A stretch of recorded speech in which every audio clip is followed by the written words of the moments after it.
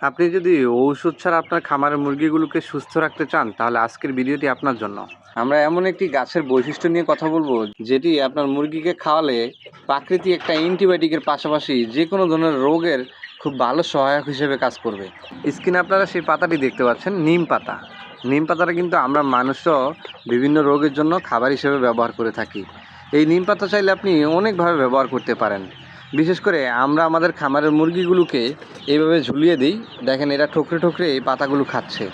তাছাড়াও আপনি নিম পাতাটাকে চাইলে ভালোভাবে শুকিয়ে এরপর গুঁড়ো করে খাবারের সাথে ব্যবহার করতে পারেন, এবং সেই গুঁড়োটা আপনি চাইলে পানির সাথে মিক্স করেও ঔষধ হিসেবে ব্যবহার করতে পারেন। তাই বলবো, আপনি যদি আপনার খামারের মুরগিগুলোকে 12 মাস সুস্থ রাখতে চান তাহলে অবশ্যই নিম পাতা ব্যবহার করবেন। ঔষধ হিসেবে মুরগিগুলোর ক্ষেত্রে আমরা যে সকল অ্যান্টিবায়োটিক ব্যবহার করি সকল অ্যান্টিবায়োটিকের ঊর্ধ্বে রয়েছে এই নিম পাতা। এটা গুণাবলী বলে শেষ করার মতো নয়। আপনি আপনার খামারে একবার নিম পাতা ব্যবহার করেই দেখুন।